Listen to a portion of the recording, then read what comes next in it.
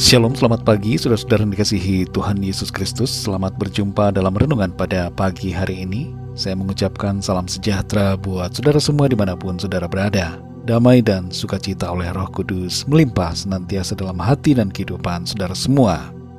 Sebelum kita mendengarkan renungan firman Tuhan, mari sama-sama kita berdoa. Bapa kami yang di sorga, Bapa yang sungguh sangat baik, Bapa dalam nama Tuhan Yesus Kristus, kami mengucap syukur untuk pagi hari ini. Kembali kami boleh bangun, kami sehat, kuat, semua karena berkat kebaikan Tuhan. Kami percaya kehidupan kami selalu ada dalam penyertaan Tuhan, dan rencana Tuhan yang baik dan sempurna akan nyata terjadi dalam hidup kami. Saat ini kami mau mendengarkan sabda firman-Mu, urapi setiap kami Tuhan agar kami dapat mengerti akan kehendak-Mu. Dalam nama Tuhan Yesus kami berdoa. Haleluya, amin. Saudara dikasih Tuhan, pembacaan Alkitab kita pada saat ini terdapat dalam Kisah Para Rasul pasal yang ke-6. Saudara dapat membacanya secara pribadi setelah mendengarkan renungan ini. Saya akan membaca Kisah Para Rasul 6 ayat 2-4. Tertulis demikian. Berhubung dengan itu, ke-12 rasul itu memanggil semua murid berkumpul dan berkata, "Kami tidak merasa puas karena kami melalaikan firman Allah untuk melayani meja. Karena itu, saudara-saudara, pilihlah 7 orang dari antaramu yang terkenal baik dan yang penuh roh dan hikmat, supaya kami mengangkat mereka untuk tugas itu, dan supaya kami sendiri dapat memusatkan pikiran dalam doa dan pelayanan firman." Saudara dikasih Tuhan, Billy Graham bersama John Stott pernah mengadakan sidang di Swiss pada tahun 1974, membahas tentang kepedulian sosial. Salah satu pernyataan dalam konvensi itu adalah, karena laki-laki dan perempuan diciptakan menurut gambar Allah, maka setiap orang tanpa memandang ras, agama, warna kulit, budaya, kelas, jenis kelamin ataupun usia, memiliki martabat yang sama. Karena itu harus dihormati dan dilayani, bukan dieksploitasi. Di sini kami mengungkapkan penyesalan, baik karena kelalaian kami maupun pandangan kami, yang kadang-kadang menganggap penginjilan dan kepedulian sosial sebagai hal yang terpisah satu sama lain. Saudara yang dikasih Tuhan, pelayanan kabar keselamatan berjalan beriringan dengan pelayanan sosial. Dalam ayat 1-7 dari Kisah Para Rasul 6 ini, tertulis tentang sidang yang dilakukan para rasul dan murid-murid Kristus pada waktu itu untuk membahas tentang pelayanan sosial atau diakonia. Melayani meja yang tertulis dalam ayat 2 di sini mengandung arti yang berhubungan dengan pelayanan sosial. Para rasul mendengarkan keluhan yang disampaikan tentang ketimpangan yang terjadi, karena para janda yang berkekurangan secara ekonomi tidak mendapatkan perhatian. Dan oleh karena itu dipilihlah 7 orang yang dipenuhi Roh Kudus untuk melayani sebagai diaken. Kita belajar dari sini saudara bahwa pelayanan mencakup berbagai aspek yang luas. Bukan hanya tentang pelayanan firman, tapi juga pelayanan yang lain seperti yang tertulis dalam ayat-ayat ini. Setiap orang mempunyai karunia masing-masing yang diberikan Tuhan dalam pelayanan, dan kita hendaknya memakai karunia itu selama kita hidup di bumi ini. Tidak semua orang bisa berkhotbah, tapi kita bisa melayani di bidang yang lain. Karunia kita masing-masing berbeda-beda sesuai dengan pemberian dan karunia dari Roh Kudus. Tapi hendaknya semua itu dipakai untuk saling melengkapi dan memuliakan nama Tuhan. Jangan ada yang merasa diri lebih hebat atau lebih utama, tapi mari kita saling menghargai dan bersinergi demi hormat dan kemuliaan nama Tuhan. Dalam Roma 12 ayat 6-8 di situ tertulis, "Demikianlah kita mempunyai karunia yang berlain-lainan menurut kasih karunia yang dianugerahkan kepada kita.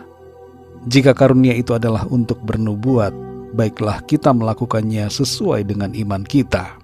Jika karunia untuk melayani, baiklah kita melayani. Jika karunia untuk mengajar, baiklah kita mengajar.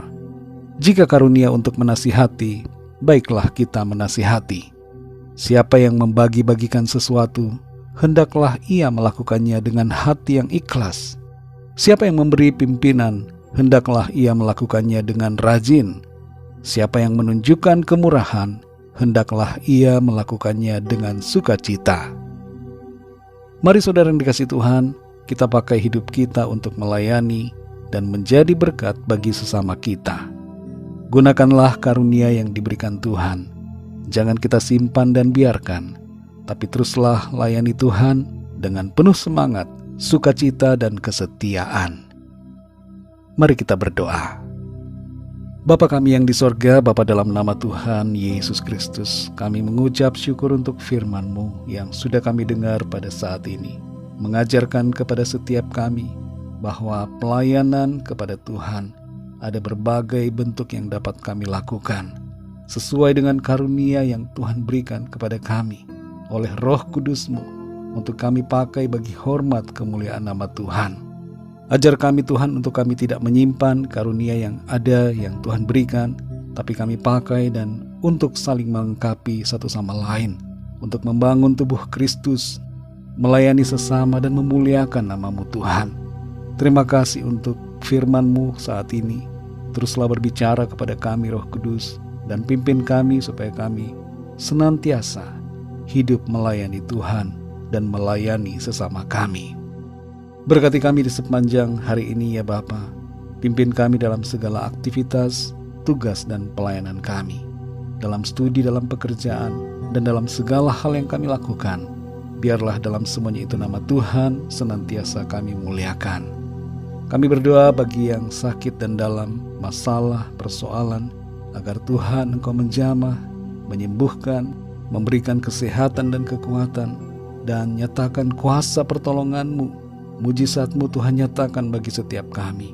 Ada jalan keluar, kami alami kemenangan dan sukacita di dalam Tuhan.